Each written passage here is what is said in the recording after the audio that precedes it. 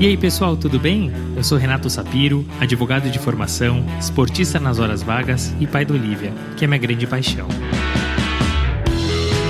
Sou sócio fundador da Sapiro, uma consultoria de recrutamento jurídico, compliance e áreas correlatas. E esse é o Direito de Resposta, um raio-x do mercado jurídico. Sejam muito bem-vindos. Esse é um podcast leve e informal, onde falaremos com os principais personagens desse meio sobre carreira, tendências e, claro, curiosidades. E esse é um podcast quinzenal, então já sabe, temos um encontro marcado segunda sim, segunda não.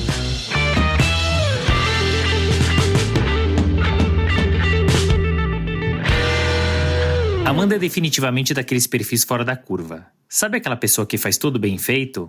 Então, ela tem um dom. Por onde passou, Amanda deixou um legado, seja pelos órgãos em que atuou, pelos livros que publicou, e não foram poucos, pelos alunos que ensinou e agora em nosso podcast. Que trajetória bacana! E olha que ela só tem 34 anos. E pra gente que adora criticar o serviço público, ouvindo Amanda deu até um orgulho. Senhoras e senhores, com vocês, Amanda Taide. Amanda é formada em Comércio Exterior pelo Centro Universitário UNA e em Direito pela UFMG, além de doutora pela USP. Ao longo dos últimos 12 anos teve relevante atuação por importantes órgãos públicos como o Ministério da Justiça, Ministério da Economia, CAD e Ministério Público Federal. Mais recentemente aceitou o convite para ser consultora do renomado Pinheiro Neto Advogados. Calma que não acabou. É ainda professora concursada na UNB, mas melhor que ouvir de mim, vamos ouvir dela. Amanda, muito obrigado por ter aceitado o convite do Direito de Resposta. Eu fico muito feliz de ter você aqui conosco. Você tem uma carreira muito bacana, um histórico super interessante. Tem bomba que a gente vai trazer também nesse episódio, então algo inédito. Vai ser muito legal bater esse papo com você. Obrigado por ter aceitado o nosso convite. Eu que agradeço, Renata, a oportunidade de participar do podcast. Eu sou uma ouvinte muito assídua desde o início. Você entrevistou pessoas que são referência na minha trajetória, sejam pessoas que já estão um pouco mais à frente ou contemporâneos meus de faculdade. Então, a Nanda Portes, que você entrevistou, estudou comigo na UFMG, a Bárbara Rosenberg, a Carol Conway, a Leonor Cordovil, são referências na área do antitruste que eu atuo, então elas já estavam ali um pouco à frente de mim, então eu sempre me inspirei nelas, então ouvir um pouco, conhecer a trajetória dessa forma gostosa como você apresenta é muito legal. E eu devo dizer que a vinheta do seu podcast me inspirou para quando eu estava idealizando o meu próprio podcast ali no contexto da UNB, o Direito Empresarial Café com Leite. Eu acho a sua música de introdução deliciosa, agradável, dá vontade de ouvir. Eu acho a apresentação leve, eu gosto de te ouvir, imaginar como que é a Olivia.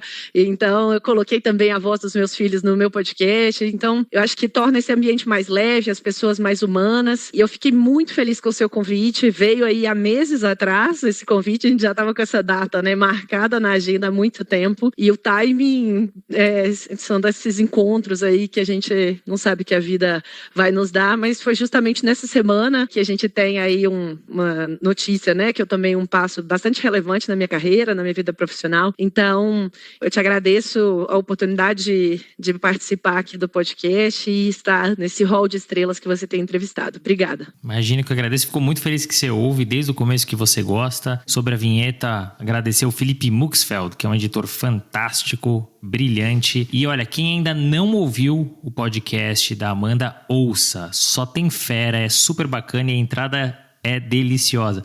Você disse que copiou, que se inspirou, mas passou muito a minha, tá muito bacana mesmo. Vamos começar então do ponto de partida de sempre aqui do nosso episódio, do nosso podcast, que é sobre planejamento de carreira. Você tem uma carreira que é super estável, é sólida, é muito clara, é muito bem desenhada. Você tem uma dupla formação em comércio exterior e em direito e majoritariamente a tua carreira ela foi desenhada em órgão público. A gente vai falar um pouquinho sobre cada uma dessas passagens. De alguma maneira essa trajetória ela foi planejada e caso contrário, quais eram seus outros objetivos? Tá ótimo, eu adoro essa pergunta. Primeiro porque de todos os episódios que eu ouvi aqui do podcast, eu só me lembro de um em que a resposta foi positiva, de que a carreira tinha sido planejada e me lembro um pouco, eu no início da carreira, eu me lembro, eu trabalhava em uma associação que trabalhava com liderança de jovens e tudo mais, em intercâmbios e tal. E a gente tinha sempre o exercício de fazer projetos, né, de carreira, onde você se enxerga daqui a 2 anos, a 5 anos, a 10 anos, e certamente nenhuma das coisas que eu projetava para mim, nessas percepções ou visualizações de carreira, aconteceram. Então, isso tudo me retoma assim, um pouco das leituras e das reflexões que eu faço, um pouco de que a carreira naturalmente vai ter desvios, né? Então, eu me lembro do livro da Sheryl Sandberg, que é uma executiva que estava há muitos anos no Facebook, eu acho que recentemente ela saiu, inclusive, e ela escreveu alguns livros, eu não me lembro agora se é no Lean In ou é no Plano B, que são 2 dos livros dela que eu li, que eu acho interessante, e ela comenta a visão dela de que uma carreira nunca é linear, basicamente, né? De que se a gente enxerga a carreira como uma escada, você sempre vai ter alguém no degrau de cima e você vai estar olhando para as costas daquela pessoa o tempo inteiro. Mas que se você enxergar a sua carreira como tem um brinquedo de criança, para quem vai em parquinho aí, tem filhos pequenos, tem um brinquedo que é chamado de trepa-trepa, ou parece uma gaiola, um labirinto, um domo, onde a criança ela vai subindo e ela vai, né, indo para cima, mas às vezes ela tem que ir para o lado e às vezes ela tem que se abaixar, descer um degrau para poder ir mais à frente e subir outros. Então, depois que eu vi essa imagem de carreira, eu falei, olha, de fato, tem vários momentos em que a gente vai ter que fazer movimentos que não vão ser necessariamente para cima, mas vai ser movimentos laterais, para baixo, para depois, eventualmente, se for do interesse, né, da proposta da própria pessoa, eventualmente subir. Então, isso tudo para dizer que a gente tem uma série de desvios, e eu também tive uma série de desvios e uma série de imprevistos. E então, respondendo diretamente a sua pergunta, minha carreira certamente não saiu conforme o planejado, porque, né, essa visão inicial que eu poderia ter lá no início das faculdades de Direito e Comércio Exterior, ela não tinha a menor percepção do que eu ia viver, então não tinha como esse planejamento, essa visão dar certo. Então, o que eu posso dizer é que eu sempre refleti muito a respeito dos passos que eu ia dar. Então, eu nunca gostei daquela lógica Zeca Pagodinho de ser, de deixar a vida me levar, a vida leva eu vou vendo aí o que vai acontecer. Não, eu acho que eu tenho que ser a pessoa que vai ter as rédeas da minha própria vida. Se eu não refletir a respeito do meu desenvolvimento pessoal, das minhas características, das minhas habilidades, do que me move, da onde eu quero ir, ninguém vai fazer isso por mim. Então, eu vou fazer isso conversando com mentores, em sessões de terapia, em leituras com a minha família, uma série de pontos. Então, a carreira não foi planejada, mas cada passo profissional, ele foi refletido, assim, foi ponderado, foi avaliado, foi pensado, assim. Que foi planejado mesmo foi cursar Direito e Comércio Exterior, essas 2 faculdades concomitantemente. Eu venho de uma família de médicos do interior de Minas, meu pai é médico, minha mãe é médica, minhas 2 irmãs são médicos, os maridos das minhas irmãs são da área de saúde. Então, eu tive que lutar muito para fazer Direito. Meu pai, eu me lembro, você gosta de casos, né? Eu me lembro aqui de um caso que meu pai falou assim, Amanda, você vai fazer medicina. E eu falei, não, eu não vou fazer medicina. Ele falou, não, você quer fazer direito? Ok, presta no UFMG Direito, mas eu vou te inscrever para o vestibular para a faculdade de medicina, uma faculdade particular. E você vai fazer o vestibular. Eu falei, você pode me inscrever para o vestibular, não tem problema, mas eu sou muito estudiosa, você sabe, eu sou meio Caxias. Então, eu vou saber todas as respostas e vou marcar tudo errado no gabarito. Então, eu não vou correr o risco de passar no vestibular de medicina, porque se eu passar no vestibular de medicina, eu sei que eu não vou nunca mais poder sair dessa faculdade. Então, isso certamente foi planejado, no sentido de fazer a faculdade de Direito e fazer a faculdade de Comércio Exterior juntos, assim. Igualmente, prestar o concurso público foi planejado. Eu tive que me dedicar durante um tempo para estudar para esse concurso full time. O resto, certamente foi fora do controle, foi um pouco desses acasos / sorte, né? Que é depois de muito trabalho eu tive sorte, né? Então, são desses acasos que a vida vai levando. Eu acho que a gente tem a responsabilidade, né? A autorresponsabilidade de tomar os próximos passos, apesar de não ter necessariamente um planejamento dando certo. Não, muito bacana. E é difícil mesmo a gente planejar as coisas. E mesmo que a gente planeje, é muito difícil as coisas acontecerem exatamente como a gente imaginou. Mas eu adorei o caos que você trouxe. Você sabe que eu passei por uma coisa muito parecida. Na verdade, não foi em relação a curso, porque eu tinha definido que eu queria fazer direito, mas eu queria fazer cursinho para tentar uma faculdade dita de primeira linha. E aí minha mãe falou assim, ó, faz a faculdade, presta a faculdade X, não vou citar nomes, só para ver como é que você tá. Obviamente que eu passei, né, numa faculdade que ali o pessoal brincar e falou, ó, você deixa ali o RG, joga o RG ali na calçada que você entra. Óbvio que eu passei. E aí ela falou, olha, te inscrevi, sua aula começa semana que vem. Eu falei, mas como começa semana que vem? Eu quero fazer cursinho. E foi uma briga em casa, não foi moleza não. Eu montei um dossiê, falei, olha, não vou fazer essa faculdade, vou fazer cursinho, e aí, enfim, uma das poucas brigas que eu ganhei em casa, mas essa eu ganhei. Né? Eu me lembro da minha irmã me falando recentemente, ela falou, Amanda, com 18 anos você virou para mim e falou, não é isso que eu quero da minha vida, fazer medicina. E eu não me lembro desse diálogo, mas eu tinha vida, eu vivia a vida dos meus pais médicos, das minhas irmãs cursando residência, eu sabia que aquilo não era o que eu queria pra mim. E eu não me lembro desse diálogo, mas ela falando, cara, se você tem tanta certeza, eu vou apoiar você, assim, não sei o que é que vai dar não, mas eu falo com meu pai e com minha mãe que é pra você fazer o que você quer mesmo, né? E acho que isso que é o mais legal, né, Amanda? A gente vai puxando, quando a gente vai contando a nossa história, os causos, as coisas que a gente vivenciou, é muito bacana, é muito interessante. E Amanda, você tem uma trajetória muito bacana e até rara em órgão público, né? São 12 anos já dentro desse ambiente público. Você começou no Ministério da Justiça, passou pelo CAD, Ministério Público Federal, Ministério da Economia. A gente vai falar um pouquinho sobre todas essas vivências e passagens. Mas o pontapé, de fato, foi no Ministério da Justiça. E foi, curiosamente, isso me chamou muito a atenção antes, inclusive, de você se formar em Direito. Você já tinha se formado em Comércio Exterior, estava no finalzinho da faculdade de Direito, então imagino como foi isso, até porque você assumiu logo de cara uma posição importante dentro de um órgão importante. Né? Como é que foi essa adaptação, especialmente por envolver uma mudança de cidade, quer dizer, deixar BH e ir para Brasília, assumir um cargo importante, e você falou de causos, né? Então nos conte um pouquinho dos bastidores desse órgão que gera tanta curiosidade. Tá ótimo. É interessante que essa minha atuação, né, ao longo desses quase 12 anos no serviço público, ela veio de uma experiência que era de algum modo inesperada, que eu fui fazer um estágio, se fosse um estágio de férias, assim, é o chamado Programa de Intercâmbio do CAD, ou PINCAD, que acaba selecionando de 10 a 15, 20 pessoas, estudantes de graduação, pós-graduação do Brasil todo, para passarem um mês no CAD, trabalhando e tendo palestras e tudo mais. E eu recebi um e-mail, estava lá na UFMG, recebi um daquele e-mail, Programa de Intercâmbio do CAD. Falei, maravilha, quem sabe, né? Eu sempre tive uma característica de ser muito cara de pau, assim. Eu falei, eu já tenho, deixa eu mandar aqui. Eu mandei o meu currículo, mandei lá uma carta de motivação, nem lembro, e me mandaram, você está selecionada, vai para Brasília. Eu falei, vai para Brasília nas férias. É o cúmulo, né, do nerd, né, que gasta as férias para estudar. Mas eu falei, quer saber? Eu não conheço isso e tal, beleza, eu vou para lá. E pior, eu vim para ficar na casa de uma amiga minha, de um mês, na casa de alguém, ver se alguém faz isso, né? Não faz, a pessoa é muito sem noção. E eu tava com o pé quebrado, usando uma bota, aquelas botas ortopédicas aqui, pegando ônibus e tal, e foi uma das experiências muito marcantes, porque o CAD ele sempre teve um perfil de ter pessoas muito jovens trabalhando, de pessoas muito trabalhadoras, com muita capacidade de entrega, com muita vontade de estudar, com muita capacidade de desenvolver, com muita vontade de fazer um serviço público muito bom.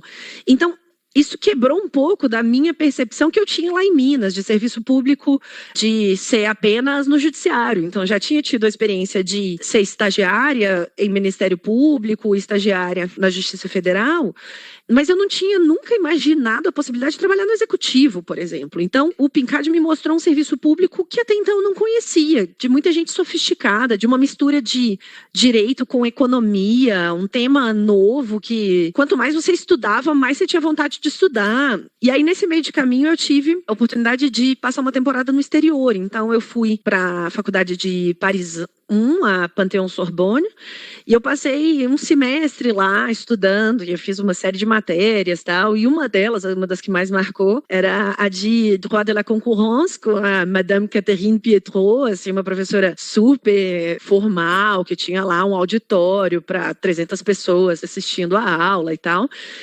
E eu achei incrível, apesar da metodologia ser uma metodologia diferente da que eu gosto e que eu acabo aplicando na minha vida como professora, mas foi muito bacana, foi uma experiência maravilhosa. E voltando para o Brasil, eu falei, cara, eu quero trabalhar com isso, gostei, esse bichinho do direito da concorrência me picou, deixa eu pesquisar onde que eu posso trabalhar com isso. E eu encontrei um escritório em BH que atuava com direito empresarial e tinha alguns casos de concorrencial. E aí eu trabalhei lá, agora eu não vou lembrar quanto tempo, trabalhei 6 meses, um ano e meio, não vou lembrar. Mas eu me lembro, né, em uma das conversas com um dos advogados, que é inclusive um grande amigo, e a gente fazendo sessão de feedback, que eu acho super importante também no trabalho, perguntando, e aí, como que você se enxerga, como que você vê, o que você está pensando? E eu acabei, naquele momento, verbalizando uma coisa que eu me lembro até hoje, que eu falei assim, eu quero trabalhar com o desenvolvimento econômico do país. E ele olhou para mim e falou, meu Deus do céu, o que essa menina está querendo falar isso?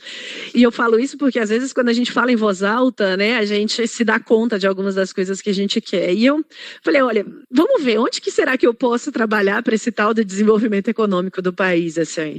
E então eu decidi enviar meu currículo para o Ministério da Justiça. Então, uma das secretarias do Ministério da Justiça era a Secretaria de Direito Econômico, que fazia uma parte de investigação das condutas, das práticas concorrenciais, e eu não conhecia o pessoal, eu conhecia no máximo algumas pessoas que trabalhavam no CAD, mas o CAD era separado da SDE, eram 2 órgãos separados. E eu falei, vai que, né? Mas eles viram que eu tinha feito PINCAD e tal, e por alguma bênção divina, eu fui convidada a assumir esse cargo em comissão, então eu vim sem nenhum vínculo, né, de servidora pública concursada para Brasília, era um DS2, então era um cargo que era um cargo de chefia, mas era um cargo que era utilizado para atrair pessoas jovens com muita vontade de trabalhar, com algum tipo de conhecimento teórico a respeito disso, e é isso, vontade de fazer diferente. Então, até hoje eu fico pensando como é que eu tive coragem de sair de BH para cá. Graças a Deus eu fiz isso, porque acabei conhecendo meu marido aqui em Brasília também, então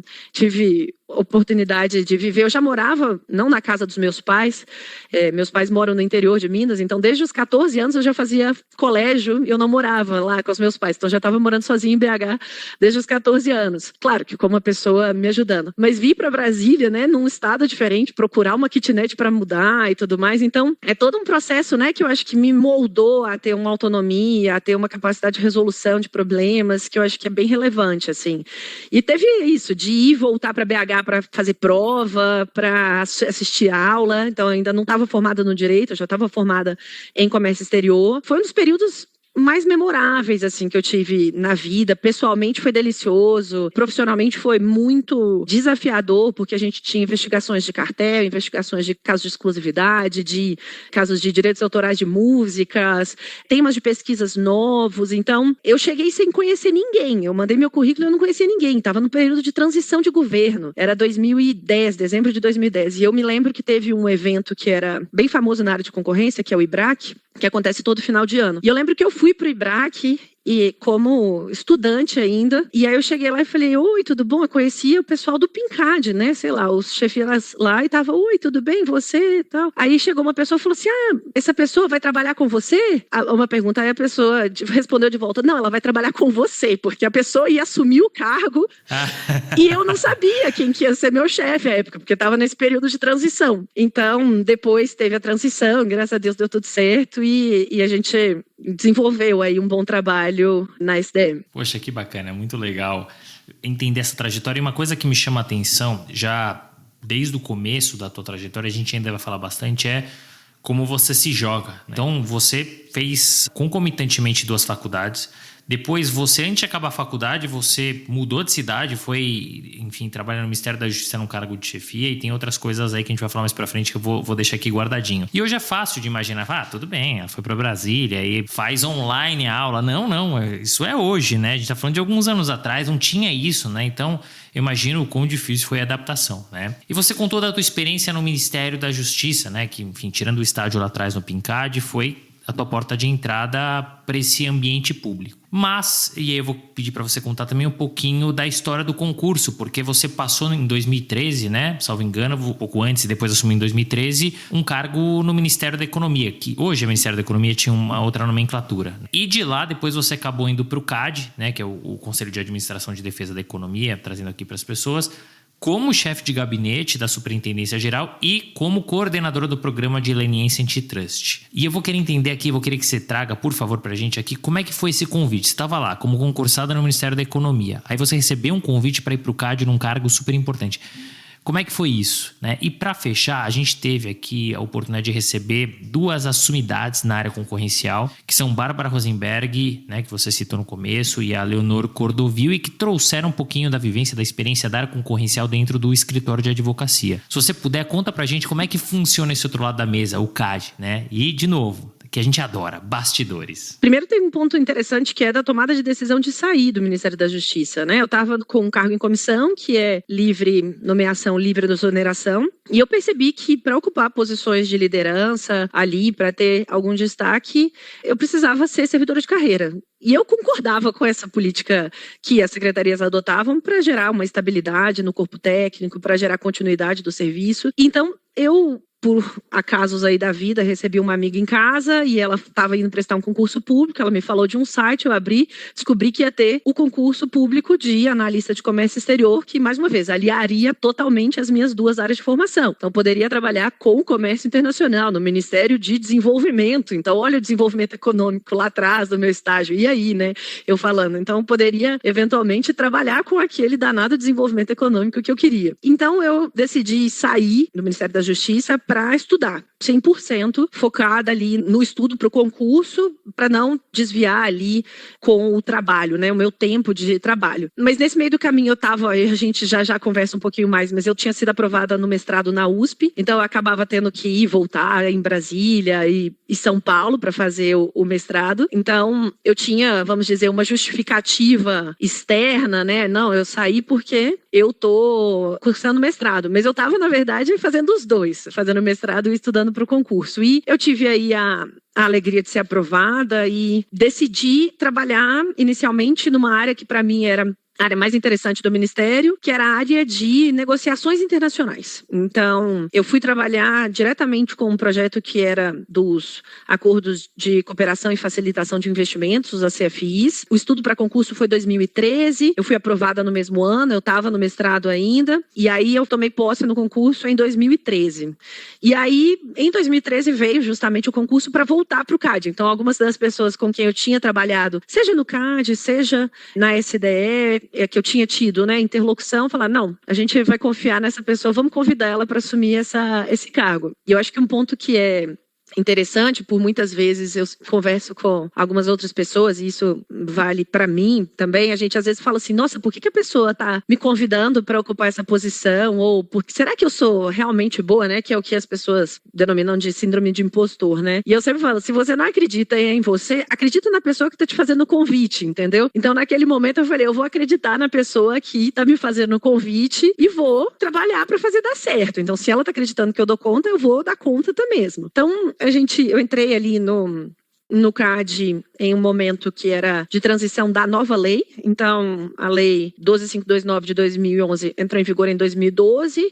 Então, em 2013, a gente já tinha ali a nova estrutura do CAD, consolidando as 2 secretarias que antes tinham atuações separadas dentro da mesma estrutura. E eu entrei em um contexto extremamente conturbado, de muitas atividades. Tinha acabado de ter a busca e apreensão, uma das maiores buscas e apreensões de cartel em licitação no Brasil à época. Então, a gente foi participar, analisar documentos de busca e apreensão, ao mesmo tempo que eu negociava os acordos de leniência, que à época existiam, mas não eram tantos quanto depois vieram a ser. Então, minha equipe, pra você ter uma ideia de quantidade, assim, quando eu entrei, minha equipe era de 2 pessoas. E em 2014, né, e 15, com a Lava Jato, a equipe foi para 11 pessoas. Então, foi um desafio pessoal, um desafio de gestão de pessoas, um desafio de interlocução. Então, acabava tendo que viajar para conhecer procuradores da República, promotores de justiça, servidores da CGU, da AGU, de outros órgãos, para implementar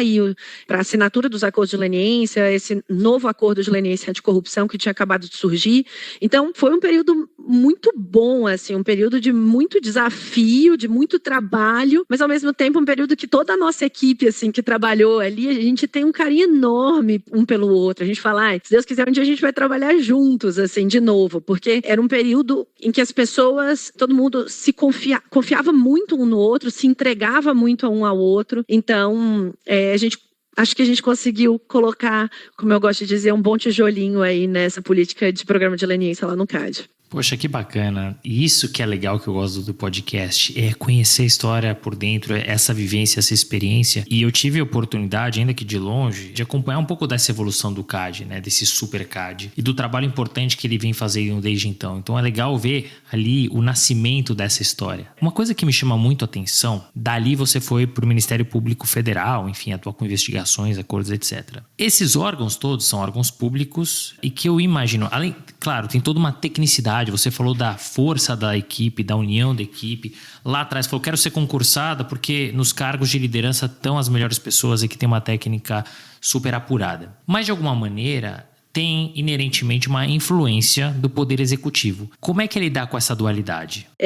Bom, até um determinado momento eu não via isso, né? Eu não sentia nisso. Então eu estava ali no DS2, no DS3, depois no DS4 e a gente acabou não sentindo, né? Eu pelo menos, eu digo por mim, né? Eu acabei não sentindo essa ingerência. A gente tinha as lideranças eventualmente que faziam essa parte. Então, durante muito tempo eu entendia, né, que não existia essa tal influência política, né? Mas é isso, eu acho que existem posições em que a gente vai ter uma maior ou uma menor ingerência política e faz parte do jogo. A gente está no Estado democrático, a gente tem representantes eleitos pelos cidadãos, a gente tem executivos, né, representantes para o executivo.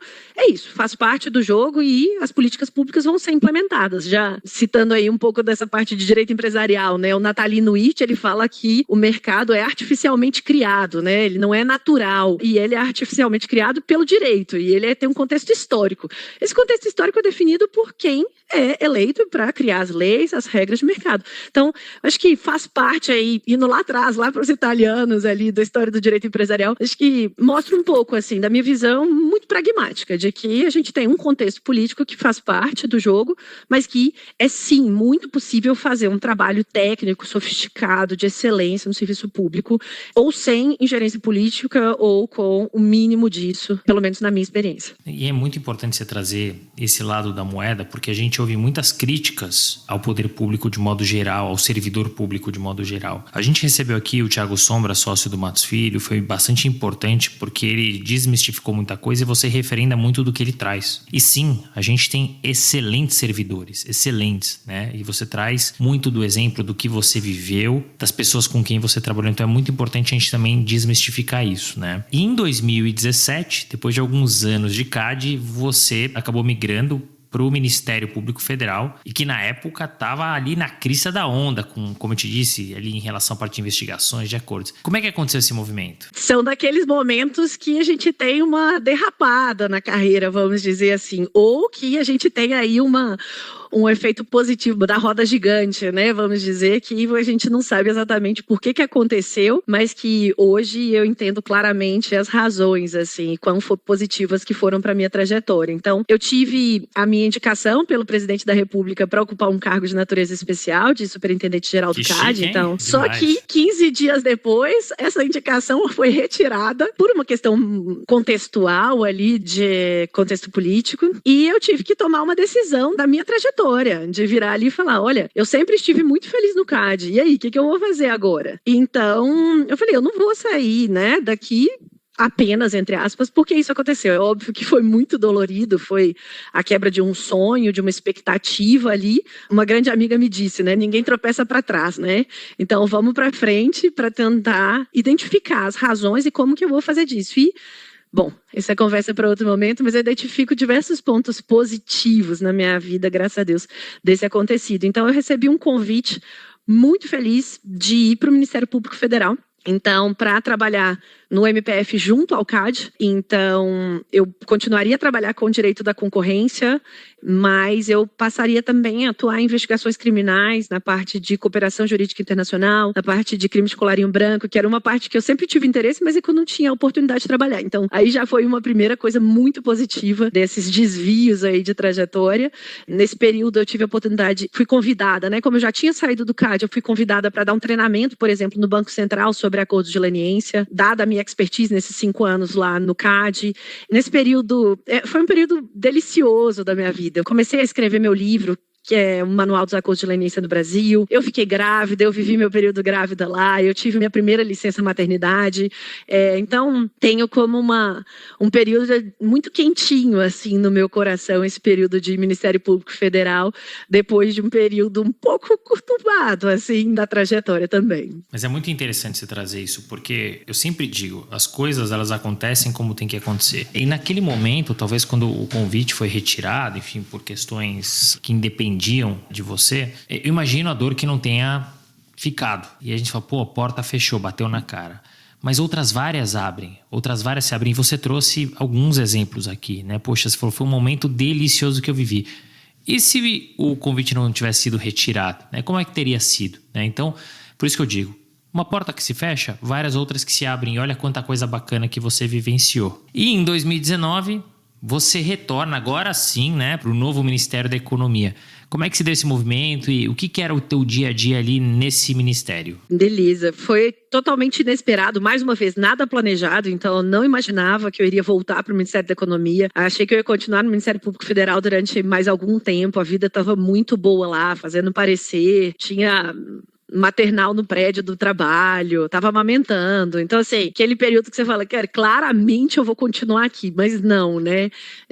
A pessoa continua fazendo coisas diferentes. Então, 2 dias depois de voltar da licença maternidade, ali era janeiro de 2019, eu recebi uma ligação de uma pessoa que eu não conhecia, que tinha sido, então, selecionado para ser o novo secretário de Comércio Exterior do Ministério da Economia. E, então, mais uma vez, eu não o conhecia, ele é um professor da área, é um economista, e tinha tido a recomendação do meu trabalho por algumas pessoas e me fez o convite, o que eu achei assim, interessantíssimo, porque é isso, né? Ele confiou nas recomendações que as pessoas fizeram para ele e era um baita desafio. Quando eu fui, né, depois que eu passei no concurso para aquela área de negociações internacionais, a grande parte da minha turma, então eram 200 servidores à época entrando, ou 180, 150, alguma coisa assim, era muita gente, mas tipo metade de toda a equipe foi para uma área que era a área de defesa comercial no Brasil. Então, é uma área que faz investigações internacionais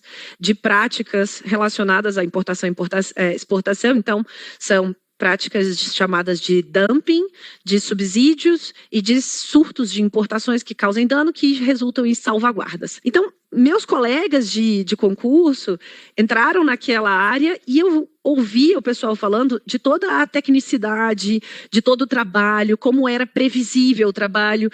E eu falei, gente, se algum dia, né, eu voltar para o Ministério da Economia, eu quero voltar para esse lugar. E eu me lembro de verbalizar isso uma vez em voz alta. E eu, mais uma vez, sou adepta a falar em voz alta algumas coisas para a gente marcar. E quando esse convite veio, eu falei, cara, eu falei em voz alta, o mundo me ouviu, assim, porque eu achava que é isso, entender um pouco do próprio perfil. Eu gosto de processo, eu gosto de coisas com início, meio e fim, eu gosto de ter entregas, eu gosto de saber que algo começou, ter alguma previsibilidade.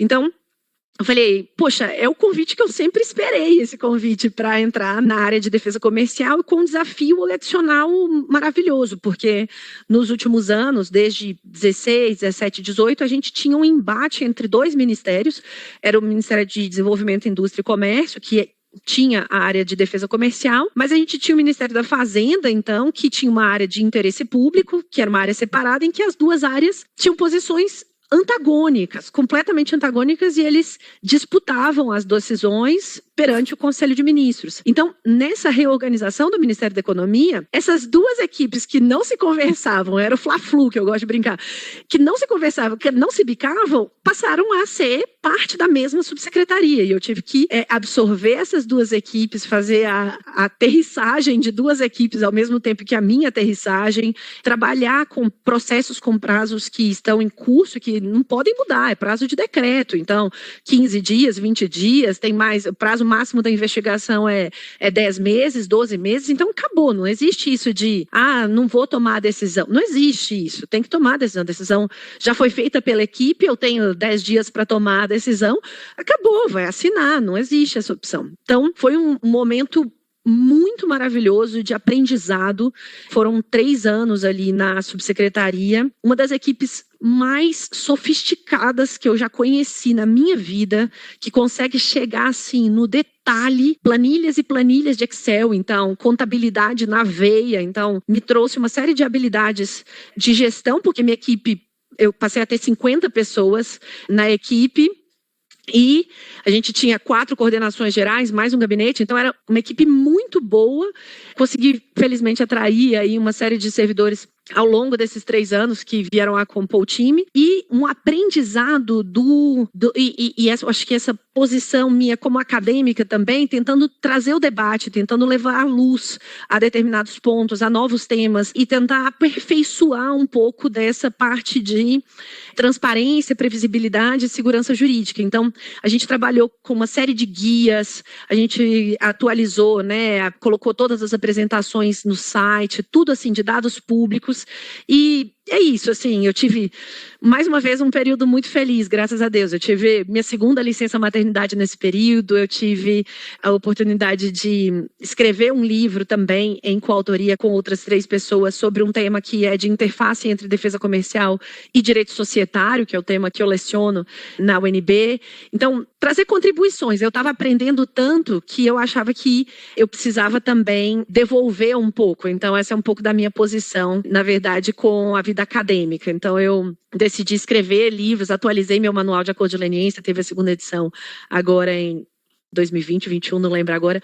Mas é isso, mais um período que eu guardo com muito carinho, de muito aprendizado teórico, mas ao mesmo tempo de muita vivência boa em equipe, de discussões respeitosas, de aprimoramento de raciocínio. Então, foi muito bom. E quanto desafio, me chama muito a atenção isso, né? Seja na parte técnica, seja na parte de gestão, juntar 2 equipes que, como você brincou, o Fla-Flu ali não se bicavam, você teve que colocar embaixo das suas asas, né? E teve que unir a equipe. Então, é muito bacana conhecer um pouco dessa vivência, dessa trajetória e, mais uma vez, desmistificar um pouco da história do setor público, né?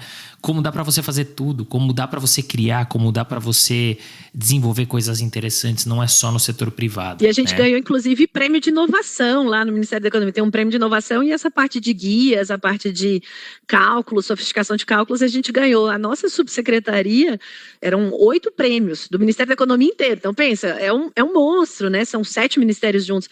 A nossa subsecretaria ganhou 2 dos 8 prêmios de inovação no ano passado. Então, isso só para mostrar que tem muito espaço para fazer muita coisa legal no serviço público também. É isso, porque criticar é fácil, né? Elogiar que é o difícil.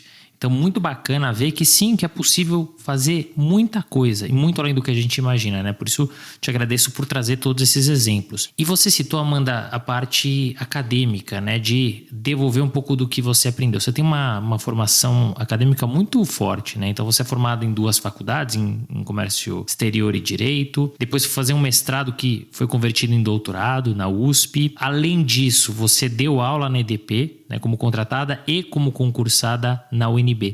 O quão importante, na sua visão, é a formação acadêmica para a tua trajetória profissional? E o magistério também, claro. Para mim, a trajetória acadêmica e o magistério são partes integrantes da minha vida, da minha trajetória. Eu falo de vez em quando para os alunos, eu sou apaixonada pela UNB, eu sou apaixonada pelos meus alunos, pelos meus orientandos, então não tem nem o que falar, assim, eu vivo a pesquisa deles de corpo e alma, eu fico refletindo, às vezes mando áudio de noite para eles, falo, nossa, mas eu acho que tal estrutura fica melhor para o seu tema, você viu que saiu tal artigo, porque é isso, eu gosto dessa parte de identificar teses, de elaborar raciocínios, de identificar possíveis falhas, tentar encontrar soluções, de entender que existem posições conflitantes que podem conviver com respeito sem nenhum problema. Então, mas foi um aprendizado, é isso. Passei no mestrado, no meio do caminho, a professora Paula me perguntou.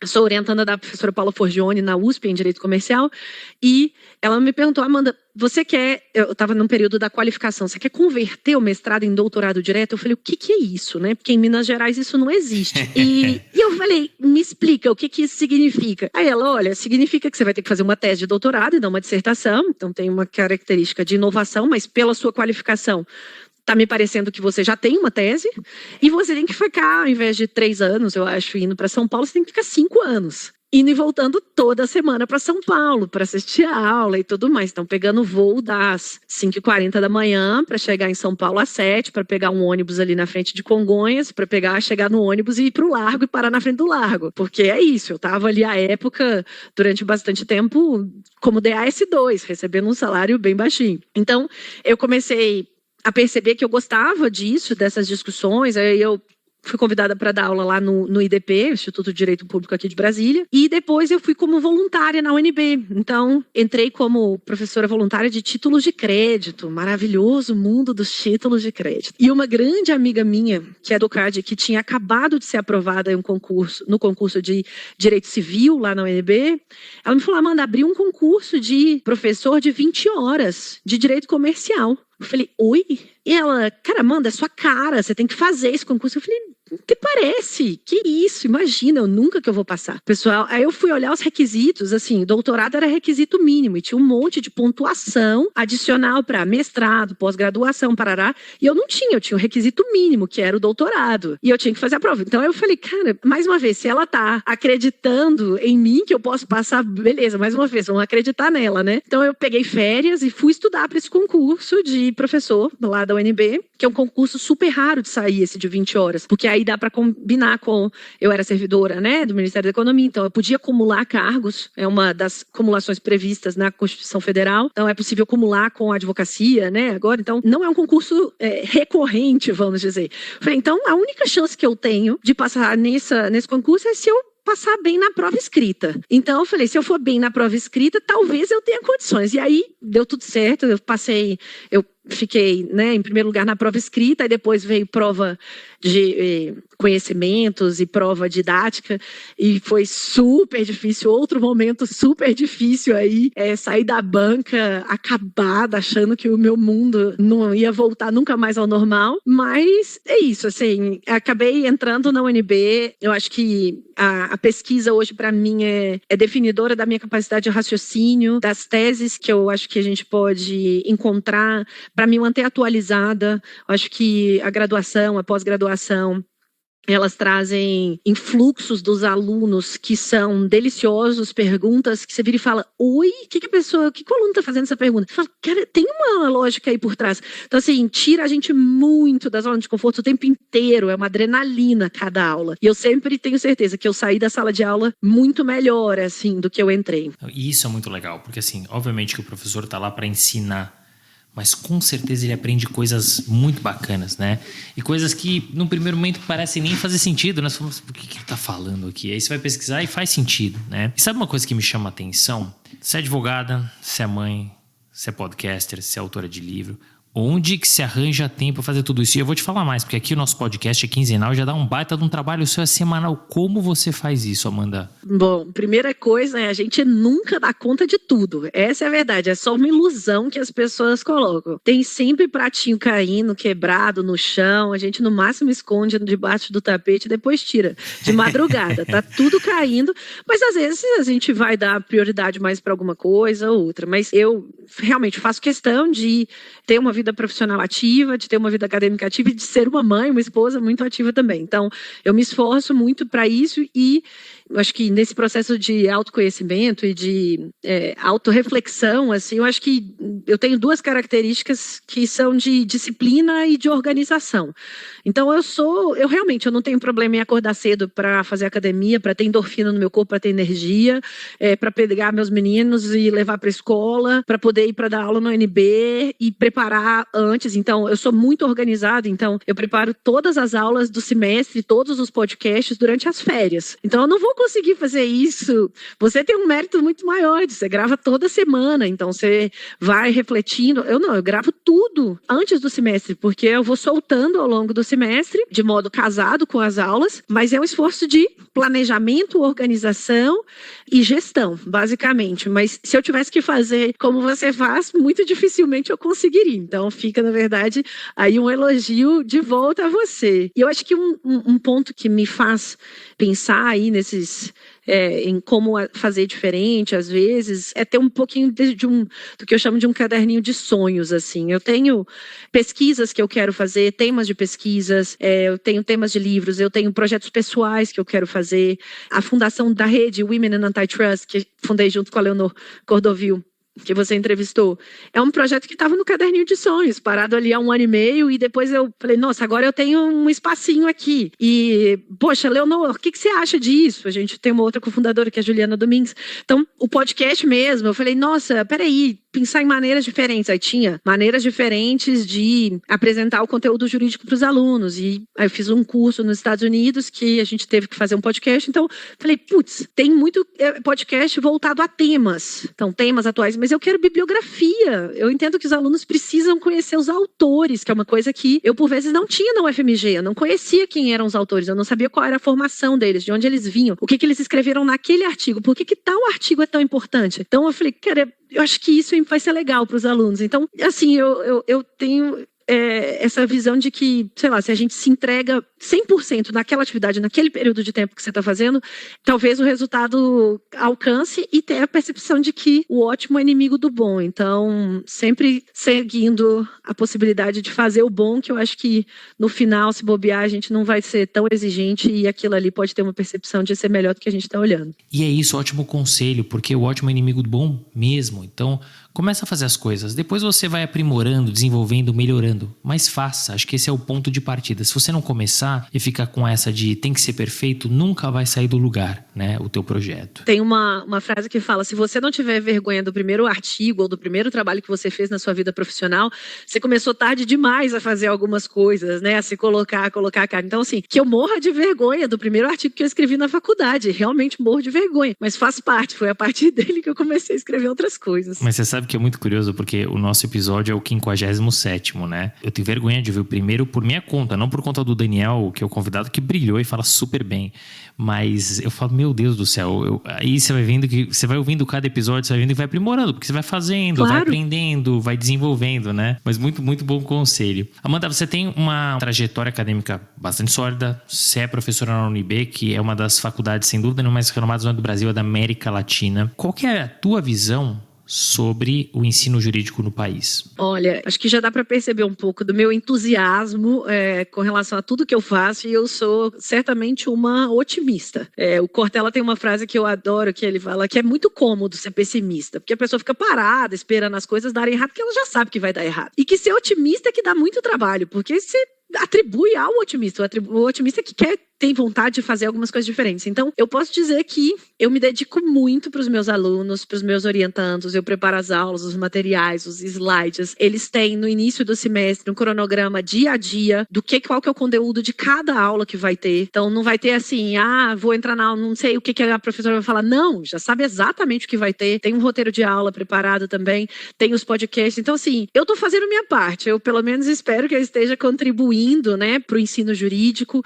E eu acho que eu tenho tido um feedback tão interessante dessa parte do podcast, porque alunos ao redor do Brasil todo, às vezes me mandam mensagem, seja pelo LinkedIn, pelo Instagram, do podcast, falando, professora, eu não gostava de empresarial, agora, por conta dos episódios, eu tô conseguindo entender. Ou, eu tinha parado de estudar, uma pessoa já formada falou isso, eu tinha parado de estudar e agora eu tô voltando a estudar empresarial por sua causa. Falei, gente, que responsabilidade é essa? Assim, eu me arrepio, eu mostro meu marido querendo chorar, porque eu falo, nossa, olha que coisa positiva, assim, causar um impacto positivo na vida de uma pessoa que eu nem conheço.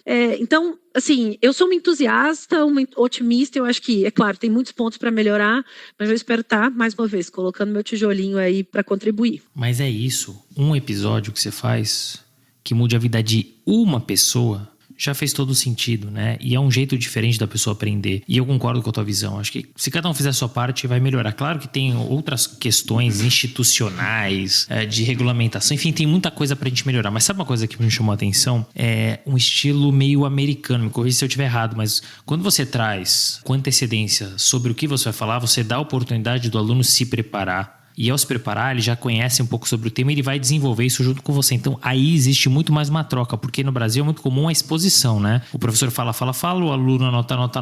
Não tem essa troca. E acho que do jeito que você coloca, eu acho que tem um aprendizado muito maior porque você tem a troca, né? Eu gostaria isso é de ter legal. esse treinamento.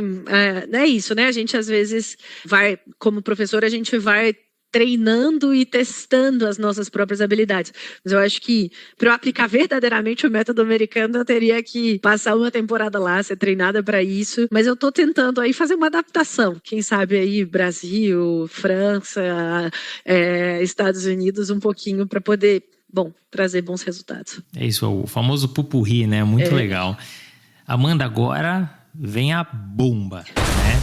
Depois de 12 anos no ambiente público, com essa história fantástica, essas experiências, as vivências, as histórias, você migrou para o setor privado, né? Voltou, né? Você só tinha tido oportunidade lá atrás no estágio. E de cara você foi para o Pinheiro Neto, que sem dúvida nenhuma é um dos escritórios mais prestigiados da América Latina. Como é que surgiu esse convite e o que te motivou a aceitar? Mais do que isso, sei que é só comecinho, mas quais são os desafios que se avizinham? Maravilha.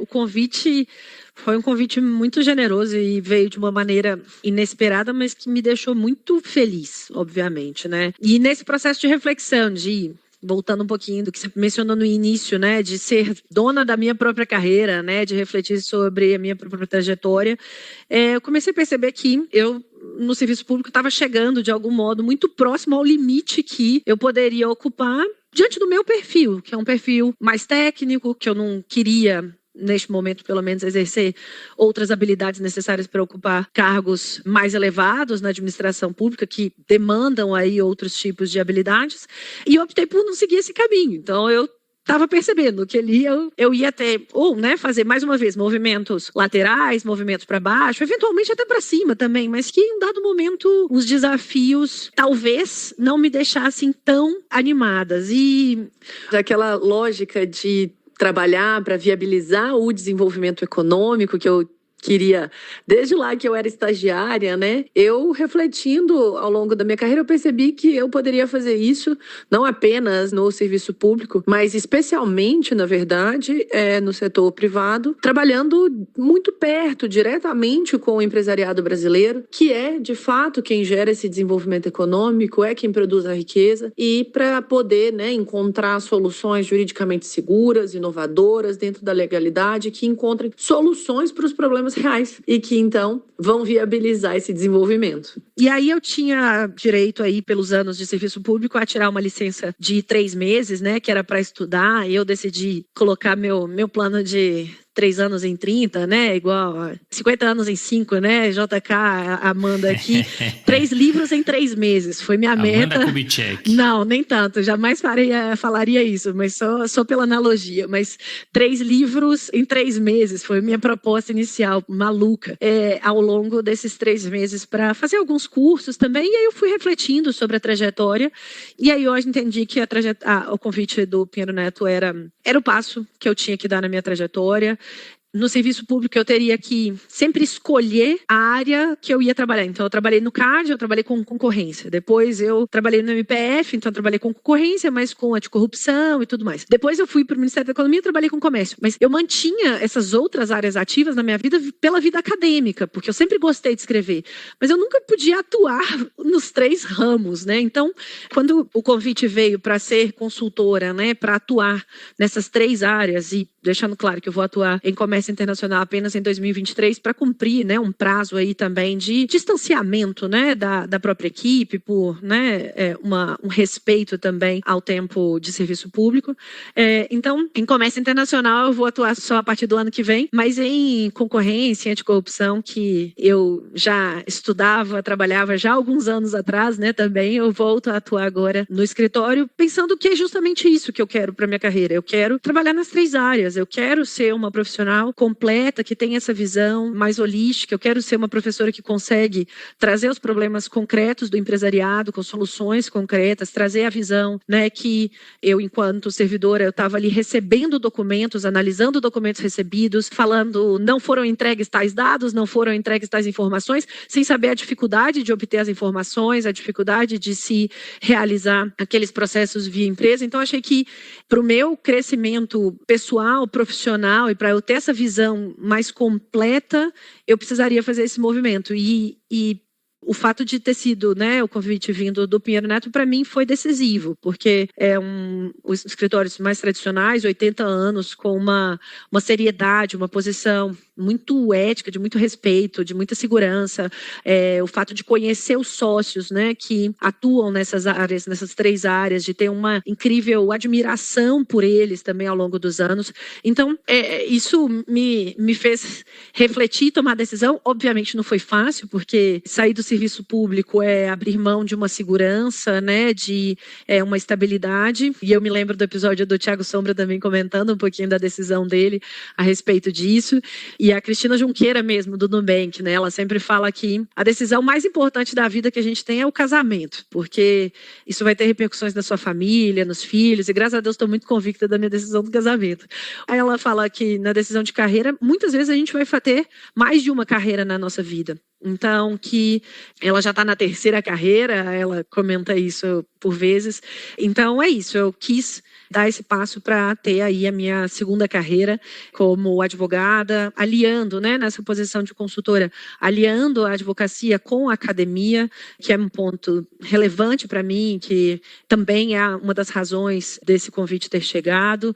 E é isso, eu acho que espero conseguir, com a experiência, né, tanto no setor público, quanto na academia, quanto, né, nessa interlocução, trazer melhores soluções, tentar encontrar caminhos, exercer mais uma vez a minha vulnerabilidade, me tornar uma pessoa melhor, uma profissional melhor, uma professora melhor. E é muito legal, é o famoso win-win, né? Você tem ganho dos dois lados, né? De um lado, o Pinheiro Neto ganha por trazer uma pessoa altamente qualificada, competente, que tem a vivência do ambiente acadêmico e do órgão público. E de outro lado, ganha você por conhecer um pouco mais do setor privado, né? Tá mais perto, né, do empresariado, do direito empresarial ali no dia a dia. Isso é muito legal. E talvez até por isso, Amanda, a gente vê, ainda não é um volume muito alto, mas a gente vê de forma um pouco mais corriqueira esse movimento, né, de gente saindo de órgão público e vindo para o ambiente privado, e gente concursada, como é o teu caso, como é o caso do Thiago Sombra, e também vem trilhando uma carreira muito bacana lá no Matos Filho. Amanda, você falou que não planejou a sua carreira, mas ela tá super bem desenhada. Você se arrepende de algo que você tenha feito ao longo da sua trajetória e até onde que você quer chegar? Me arrepender, eu acho que só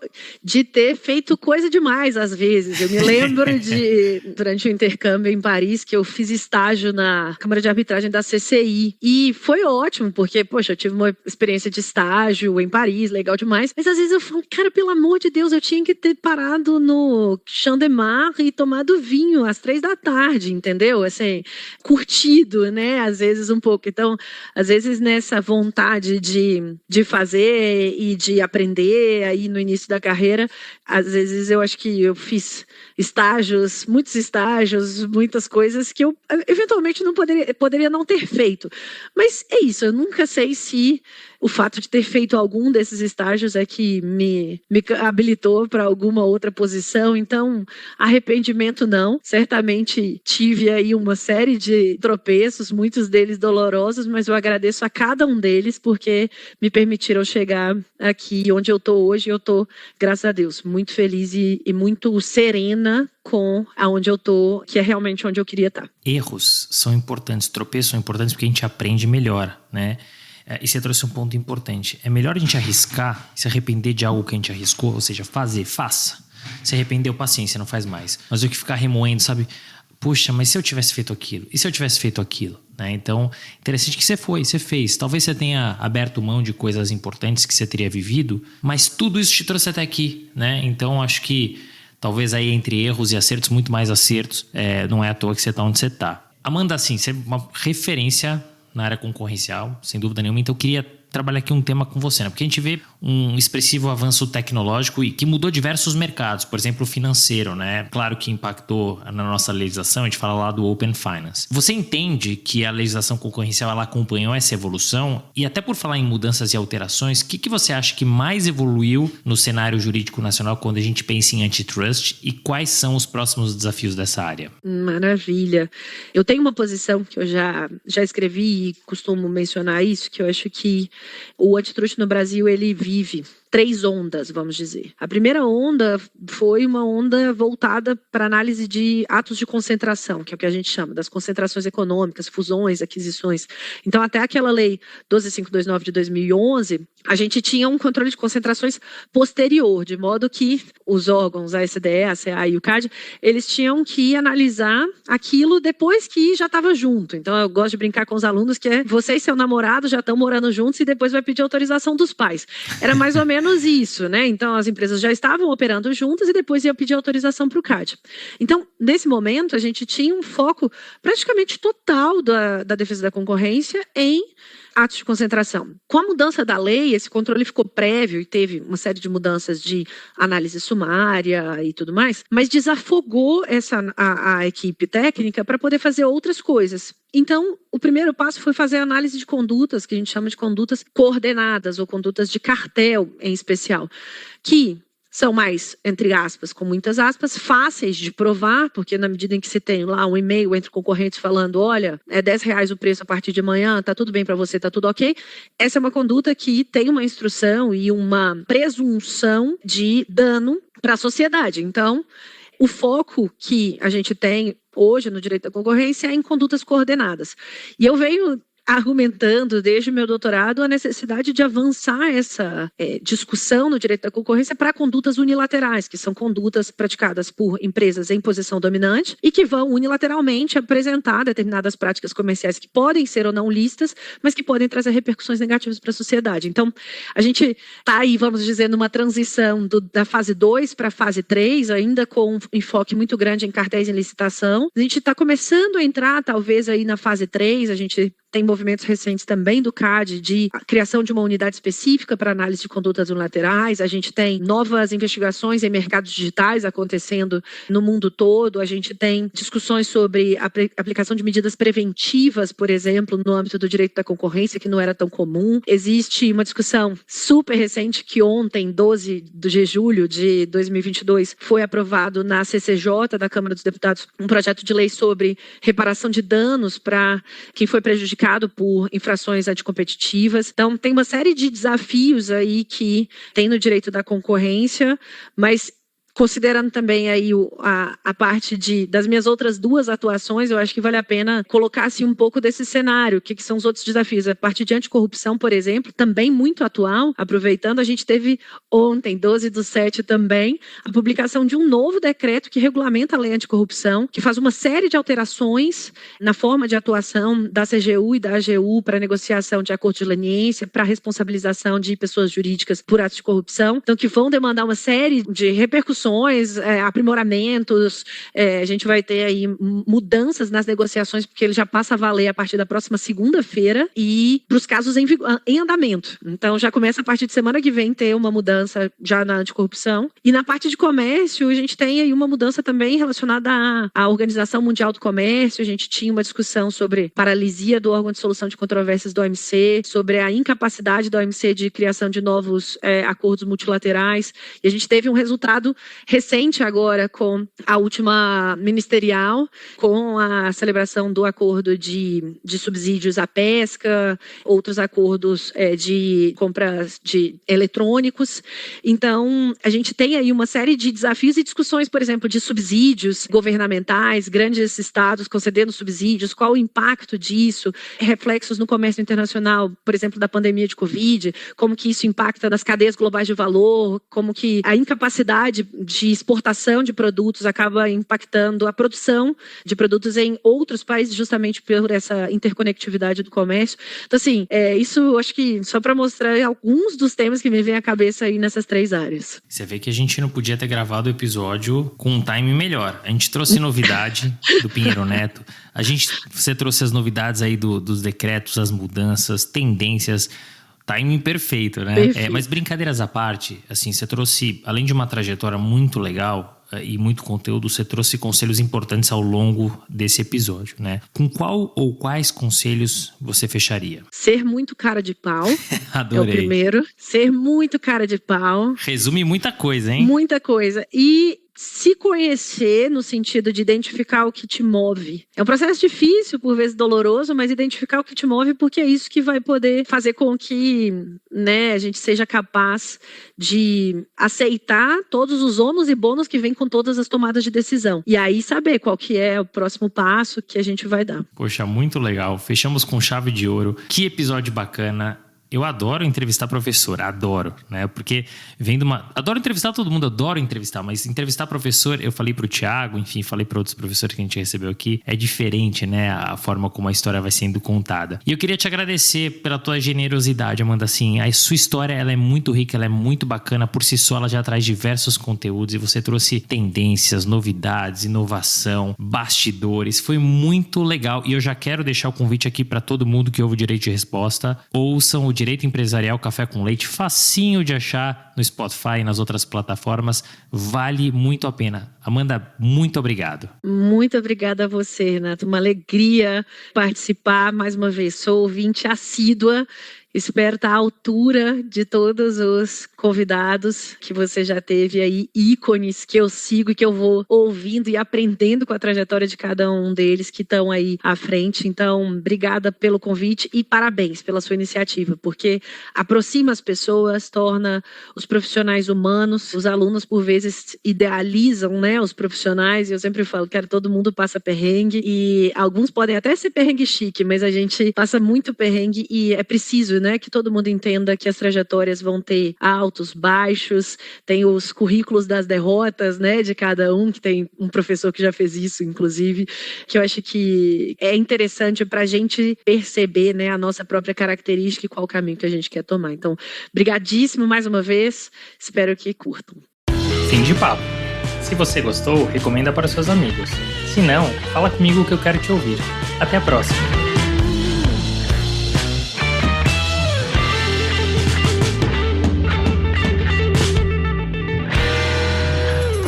Produção, voz e conteúdo.